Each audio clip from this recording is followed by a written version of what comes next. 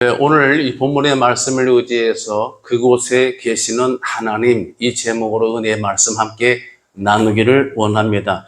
기독교 신앙생활을 표현하는 여러 가지 말들이 있는데 성경을 읽다 보면은 이렇게 정리할 수 있습니다.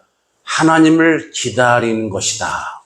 하나님을 찾는 것이고 기다리는 것이다. 이것을 성경에서는 하나님을 구한다라고도 이렇게 기록하고 있습니다. 그래서 실제로 성경을 읽다 보면은 하나님께서 기다림의 결과를 통해 주어져서 함께 하신다고 하는 그런 말씀이 우리 가운데 아주 은혜 가운데 전달해지고 있습니다.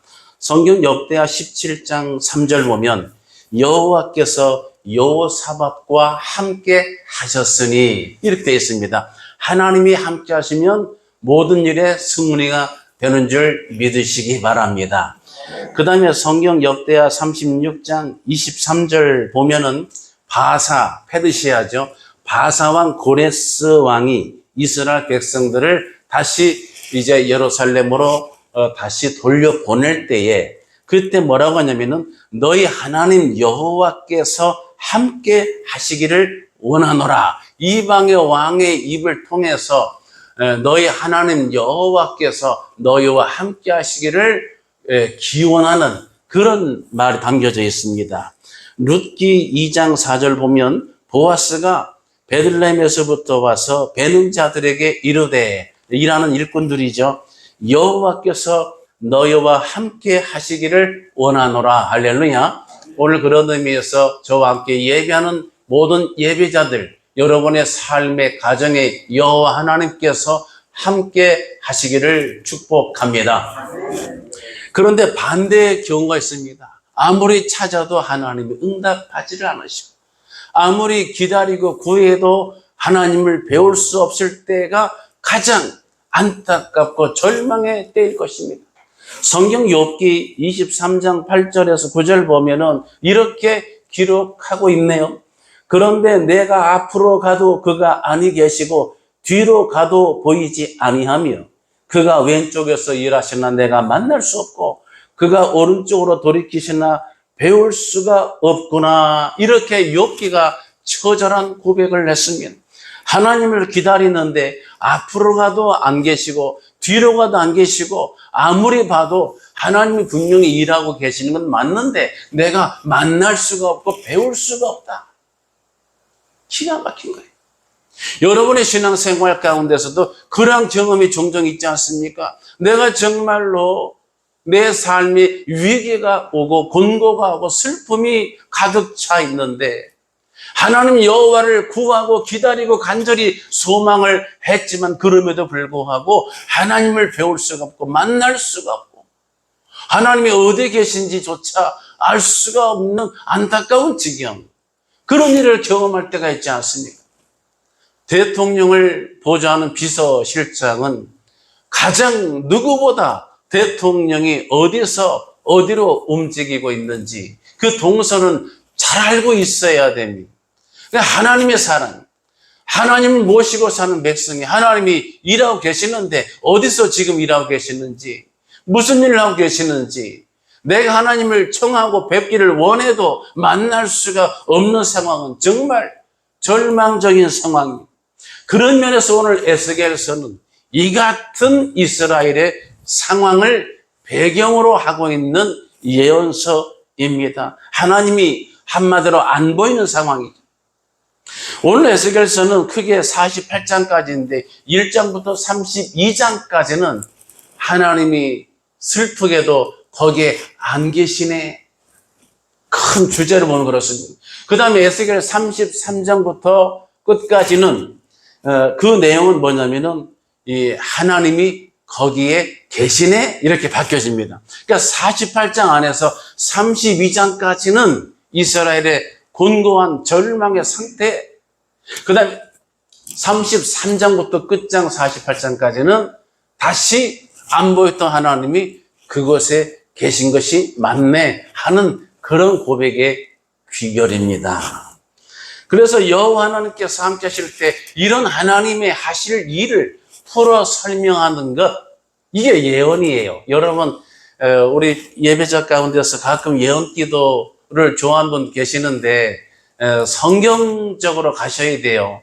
예언은 미리 예자가 아니고 맡길 예자예요. 그러니까 앞날을 미리 맞추고 이 사람의 운수를 꿰뚫는 이것이 성경이 말하는 예언이 아니고, 예언은 하나님께서 맡겨 두신 것을 풀어 전달하는 게 예언입니다. 그래서 구약 성경에 예언서 하면은 뭐가 있어요? 이사야, 여러분 그 에스겔 뭐 이렇게 있잖아요.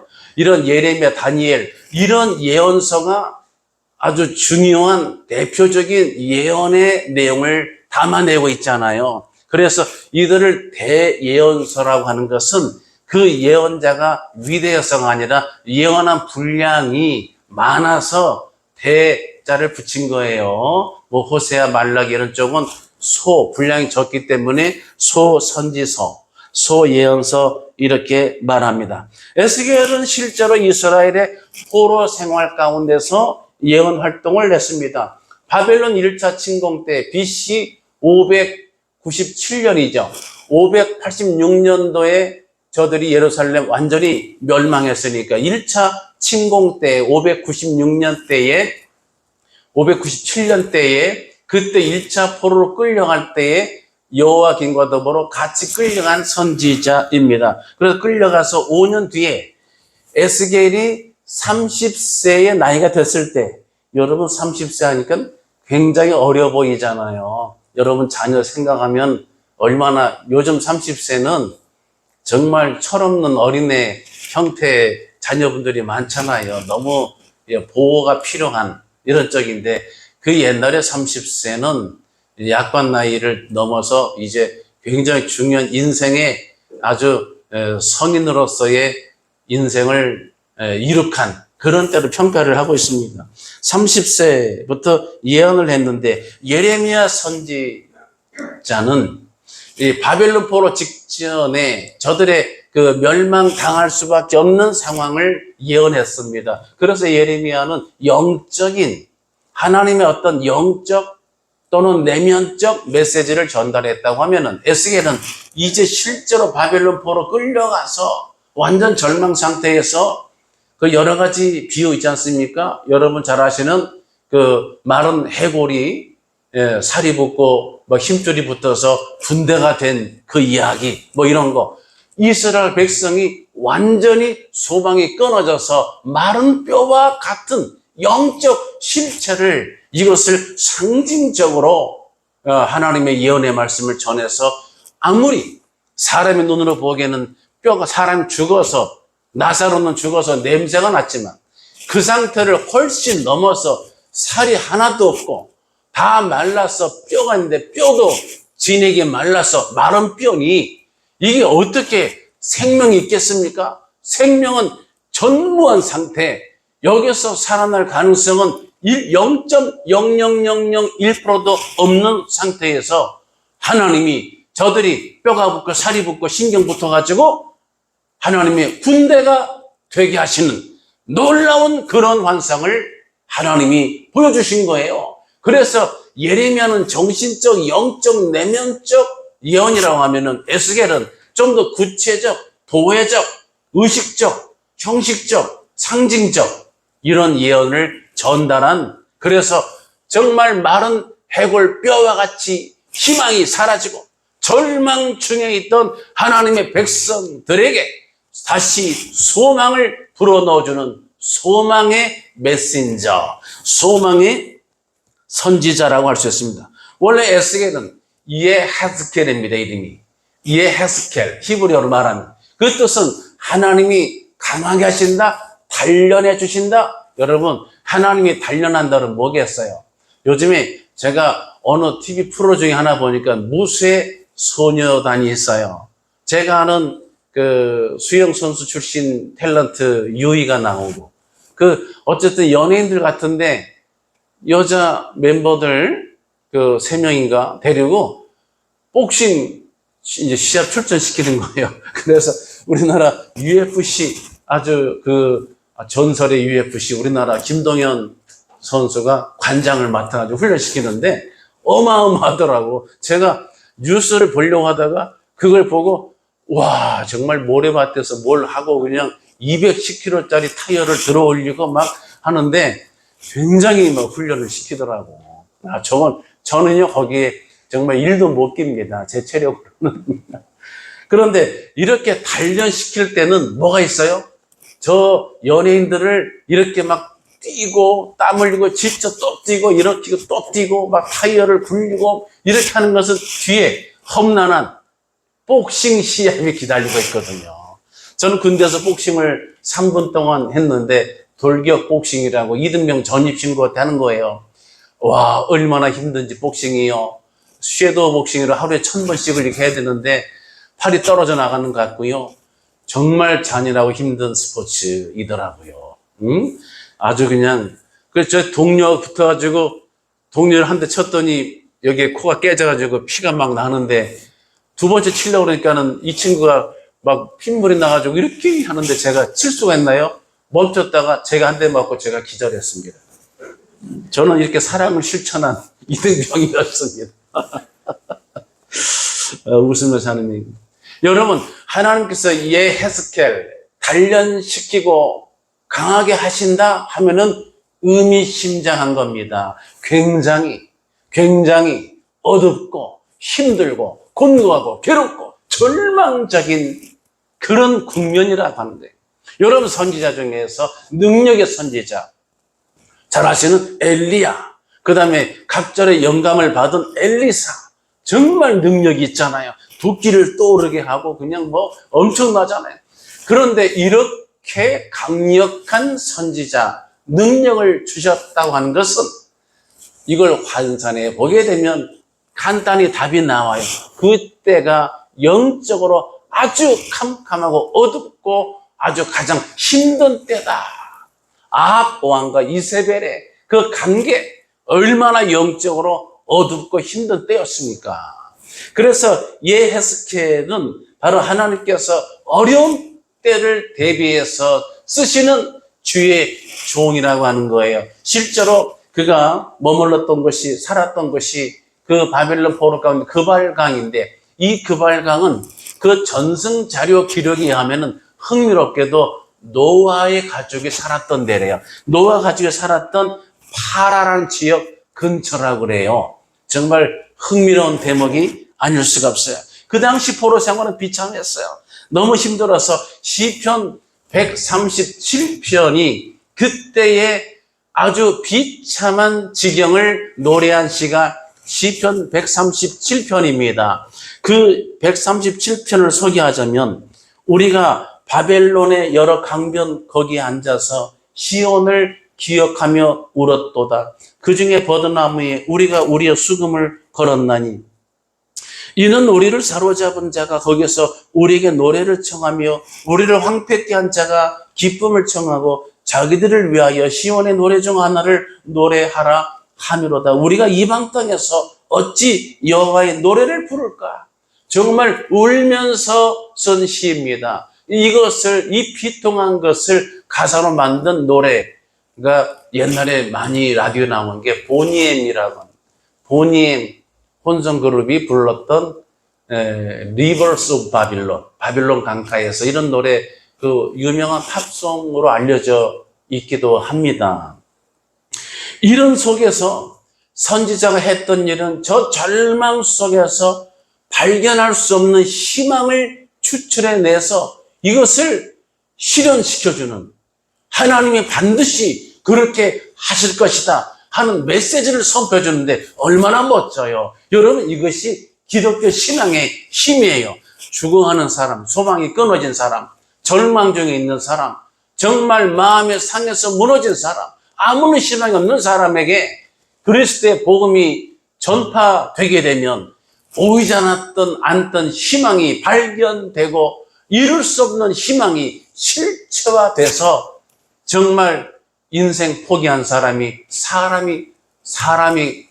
됐다. 이런 표현 쓰지 않아요. 정말 어떤 사람 제가 소개했지만 TV에서 자기 별명이 술 먹고 뻗고 맨날 그냥 술주정 부려서 막 그냥 나쁜 의미의 별명이 개였는데 내가 여보 예수 믿고 사람이 됐어요 하고 집 나간 아내한테 호소는 그런 남편의 얘기도 들었어요. 이게 기독교 방송이 아니고 일반 방송에서 여보 내가 예수 믿고 이제 사람 됐어요. 당신 그동안 힘들게 해서 미안해. 나한테 돌아와 줘요. 깜짝 놀랐어요. 걔가 사람이 됐대. 그분 얘기로는 그렇습니다. 무엇이 들어가서? 그리스도의 복음이 들어가서. 이것이 기독교 신앙의 힘인 줄 믿습니다. 에세겔서 첫 구절이 이렇습니다. 제30년 나이 30세라는 뜻이에요. 4월 5일에 내가 그발 강가 사로잡힌 자 중에 있더니 하늘이 열리며 하나님의 이상을 내게 보이시니 이렇게 돼 있죠. 그 다음에 이것이 첫 구절이고 48장 끝절, 오늘 봉독한 35절, 오늘 본문의 끝절은 그 사면의 도합이 18,000척이라 그날 후로는 그 성읍의 이름을 여호와 삼마라 하리라 그랬습니다. 자, 이것이 여호와 삼마가 오늘 설교 제목의 원 개념인데요.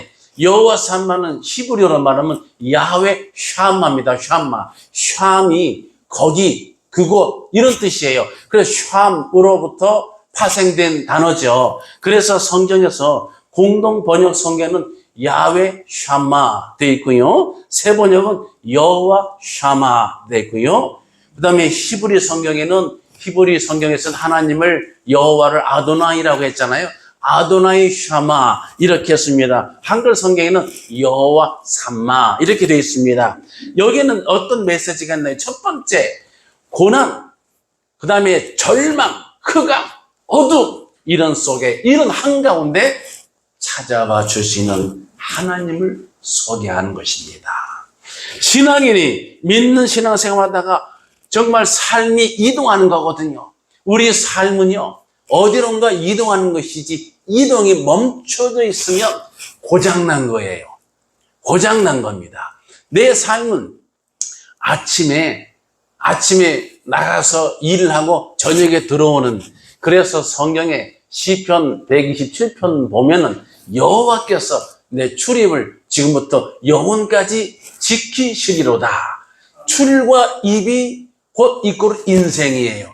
그러니까 내 삶이 살아있다고 하는 것은 병원에 누워서 숨만 쉬고 있는 게 아니라 정상적으로 살아있는 것은 출과 입이 있어야 돼요. 나갔다 들어오고 들어왔다 나가고 이렇게 내 일을 가지고 있는 내 삶의 과업을 만들어 갈 수 있는 이것이 성경에 기록된 하나님께서 인생에 주신 인생의 구조예요. 여러분, 그래서 기독교는 일하는 종교입니다. 내가 어떤 일 하든 교회에서도 여러분 오시면 일하시잖아요. 운전하시고 또 촬영하시고 식사 봉사하시고 그냥 찬양으로 섬기시고 여러 가지 또 구축해서 오시기도 하시고 여러 가지 일을 하는 거예요. 일하시는 우리 교우들 주님의 이름으로 축복합니다. 그래서 성경 창세기 28장 보면은 자, 형과 아비를 속이고 도주했던 유명한 인물 야곱이 있죠. 야곱이 밧단 아람으로 가는 도중에 광야에서 여러분 얼마나 무섭고 두렵겠습니까? 생면부지의 땅을 가는데 그 어머니 품에 안겨서 늘 살다가 어머니 품을 떠나서 처음으로 집을 나와서 알지도 못하는 삼촌 라반의 집에 혼자 보따리 하나 메고 갈 때 얼마나 마음이 두렵고 얼마나 불안하고 염려스럽겠습니까? 성경 보면 돌을 하나를 취해서 거기서 잠을 자더니 이렇게 되어 있잖아요. 그런데 창세기 28장 11절 보니까 돌베개 베고 자는데 꿈에 본즉 사닥다리가 땅 위에 있고 땅에 서 있고 그 꼭대기가 하늘에 닿았는데 또 본즉 하나님의 사자들이 그 위에서 오르락 내리락 하고 그 다음에 또 본즉 여호와께서 그 위에 서서 이르시되 나는 여호와니 너의 조부 아브라함의 하나님이요 이삭의 하나님이라. 내가 누워있는 땅을 내가 너와 내 자손에게 주리니 이렇게 돼 있어요. 깜짝 놀랐습니다. 자 보세요. 제가 설명한 시점을 조금만 뒤로 옮기면 야곱이 형과 아비 즉 가족을 속였습니다. 가족을 속이면 안 되죠. 가족을 속였습니다. 가족의 상처를 입히고 도망쳤습니다. 사고 친 거죠. 그러면 여러분, 똑같이 출과 입이 있는데 내가 계획되고 가족끼리 서로 의논해서 여행으로 내가 떠나왔으면 그것은 할 만한 거예요. 오히려 여유로운 거예요. 새로운 풍물을 접하고 인생의 경험의 폭을 넓힐 수 있는 긍정의 계기인데, 이것이 아니라 가족을 속여서 도저히 같이 한 집안에 살 수 없게 돼서 도망쳐 나왔어. 이것부터가 내 마음이, 심장이 벌렁벌렁하고 정말 편치 않고 괴로웠을 거예요. 그 다음에 물리적으로 그 당시에는 이렇게 살던 그 부족을 떠나게 되면 이꼬로 죽음이에요. 생존이 어렵고 길을 잃을 가능성이 많고, 길을 잃지 않더라도 여러 가지 강도를 만나거나 어떤 짐승의 떼에 물어 뜯겨 죽거나, 또는 내가 알지 못하는 맹독을 가진 불뱀에 물려 죽던가, 물을 얻지 못해 목말라 죽던가, 이것 중에 하나가 될 가능성이 많은 거예요. 그래서 나그네가 먼 길을 왔을 때는 우리가 아는 것처럼 전철 타고 몇 시부터 몇 시까지 가서 언제쯤 도착할 예정이야, 이것이 존재할 수가 없습니다. 예수님 시대에도 그래서 밤중에 찾아온 손님의 비유 있잖아요. 떡 세 덩이를 빌리는 사건. 밤중에 왜 왔어요? 길을 헤매고 돌아서 겨우 찾아온 거예요. 그래서 얼마나 무섭고 두렵습니까? 그래서 야곱이 절망 중에 그 돌벽에 베고 웅크려 자는데, 우리나라 말처럼 대자로 뻗어 자겠습니까? 정말 불안과 염려에 도피의 잠을 웅크리고 쪼그리고 자고 있는 그 절망의 지경에 하나님이 찾아와 주셨어요. 바로 여호와 삼마입니다. 그래서 창세기 28장 16절에 야곱이 이렇게 고백하죠. 잠이 깨어 이르되 여호와께서 과연 여기 계시거늘 내가 알지 못하였도다. 여호와께서 여기 과연 계시는 것을 내가 육신의 눈으로 그저 사람의 생각으로는 알지 못하였도다. 이것이 저와 여러분의 오늘 우리의 현실입니다. 하나님은 내가 생각지 못할 그 지경에, 절망에, 어두움에, 정말 캄캄할 때에, 용기를 잃고 낙심되고 슬픔에 가득 찰 때에 우리 하나님이 찾아와 주십니다. 우리와 함께 하시는 임마누엘 하나님이신 것입니다. 사랑하는 예배자는 우리 삶에서 이와 같이 어두운 밤길을 걷는 것처럼 앞날이 보이지가 않고 인생의 앞날을 기약할 수가 없고 낯설고 두려운 길을 갈 때에 그 절망의 지경에 그곳에 거하시는 여호와 삼마 하나님을 만나시기를 예수님의 이름으로 축복합니다. 두 번째 여호와 삼마, 야훼 샴마는 바로 구원의 하나님을 의미하고 있습니다. 성경에 나타난 하나님은 구원을 베풀어 주시는 하나님. 왜 그렇습니까? 하나님이 우리를 지어주셨잖아요. 부모가 자식을 낳아서 기르면 비록 그 아이가 사고를 치고 조금 모자라거나 잘못된 행동을 하더라도 더 불쌍히 여기는 게 부모의 마음 아니겠습니까? 어떤 집 아이가 공부를 하도 안 하고 농땡이 치고 초등학교 시험 보고 왔는데 성적표 받았는데, 옛날에 성적표는 가나다라 나왔잖아요. 저기 수미양가, 참 가나다가 아니라 수미양가, 가가 제일 꼴찌 낙제잖아요. 근데 이놈이 보니까 저기 미술하고 음악을 다 가 맞았어, 가. 그래가지고 자기 엄마한테 와가지고 하는 말이, 엄마 저기 내가 앞으로 커서 미술가, 음악가 되는 거 어떤 걸 좋아하세요? 했더니 엄마가 하는 말이, 음악가나 미술가나 다 좋아. 그래서 제가 가 받았어요. 이렇게 음악 가, 미술 가.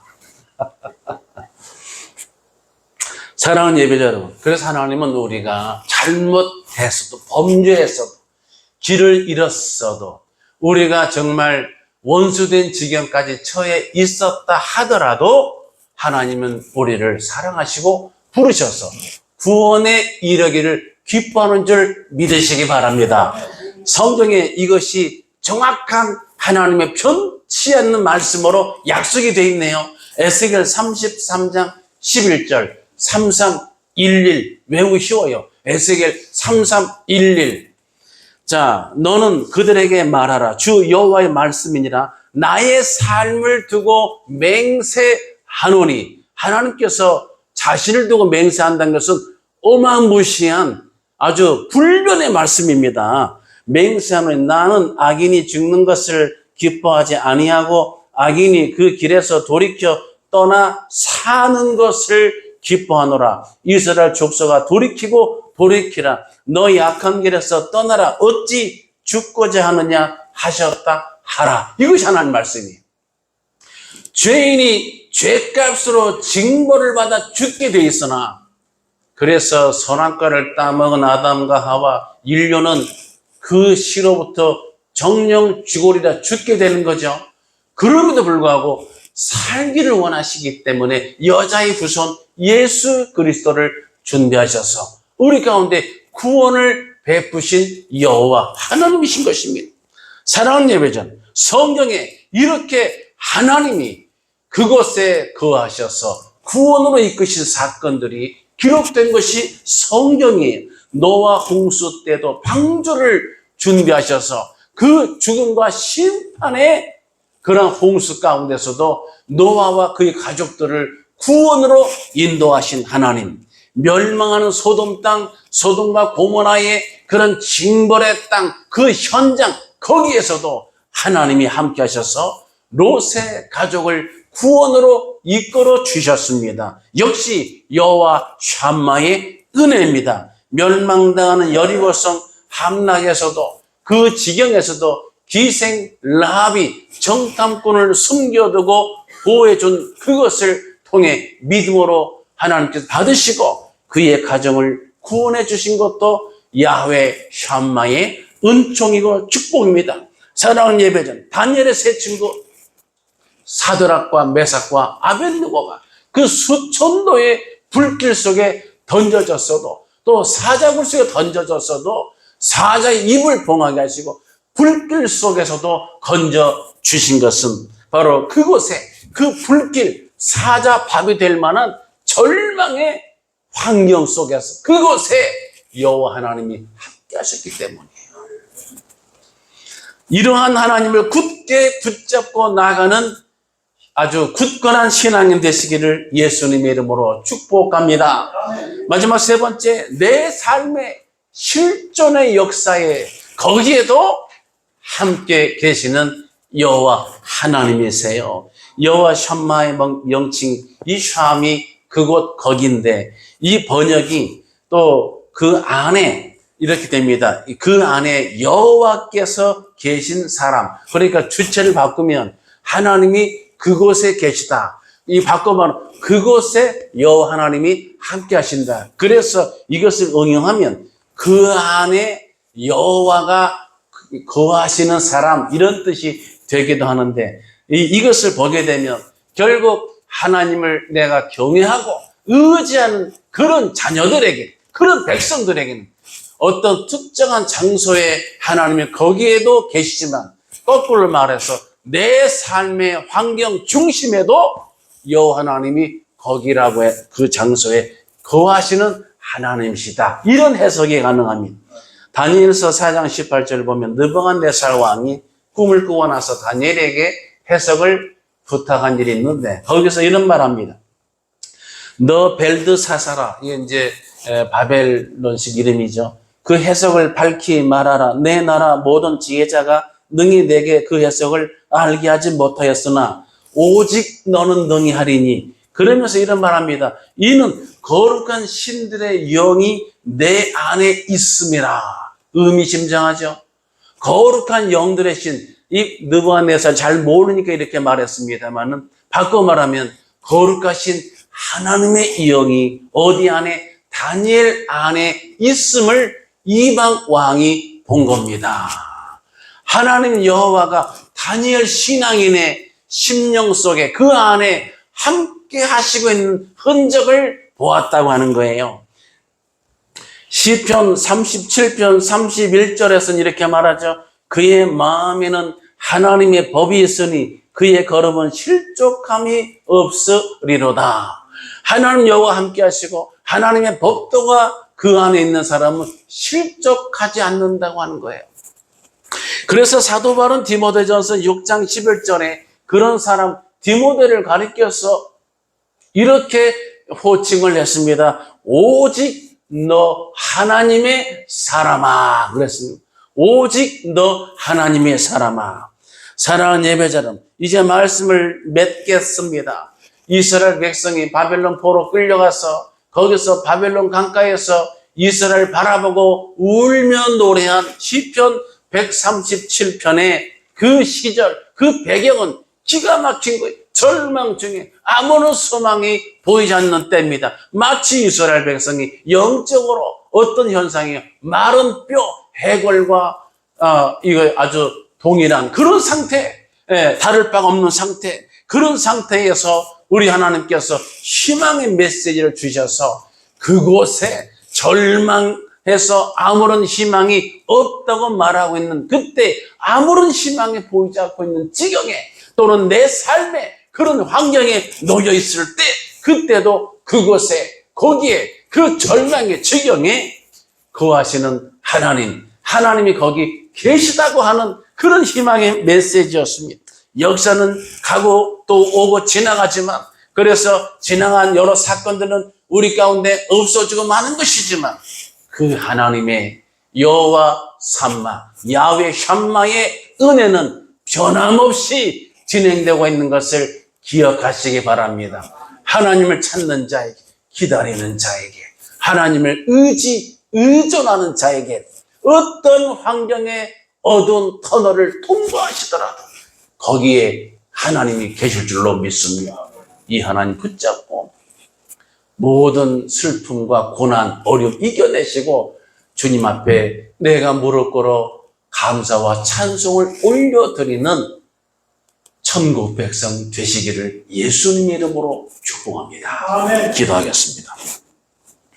할렐루야. 영광과 존귀와 찬송을 주님 앞에 올려드립니다. 이스라엘 백성이 범죄함을 인해서 이방신을 섬기고 하나님 대신 애굽과 앗수를 의지한 그런 결과로 저들이 바벨론 포로에 끌려가서 마치 저들의 상태는 마른 뼈와 같이 아무런 희망도 없고 생기도 없고 이제는 살아갈 어떤 희망도 보이지 않는 절망의 바닥에 놓여 있을 때에 우리 하나님 이 에스겔 선지자를 불러 세우사 우리 하나님 소망의 메시지를 주시고 에스겔서를 마무리 짓는 말씀으로써 그곳에 여호와 하나님이 계시다고 하는 야훼 샴마의 은혜와 은총을 기록해 주셨습니다. 이 말씀을 아멘으로 받습니다. 이 야훼 샴마, 여호와 삼마의 은혜와 은총을 마음에 새겨 어떤 고난이 와도 하나님을 노래하며 의지하며 의존하며 여호와 이름을 불러 하나님께 찬송으로 승리하는 천국 백성 되게 하옵소서. 믿사옵고 예수님의 이름으로 간절히 기도드리옵. 우리를 죄에서 구원하신 우리 구주 예수 그리스도의 귀하신 은혜와 하나님 아버지의 만극하옵신 사랑과 성령님의 감동, 감화, 인도, 교제하심이 오늘 함께 예배하는 모든 예배자들 머리 위에 저들의 가정 위에 저들의 자녀들의 진로와 비전 위에 특별히 건강으로 하나님께 올려 기도하고 있는 연약한 성도의 모든 삶의 일정 위에 그리고 이 나라와 민족 위에 함께 있을지어다. 아멘.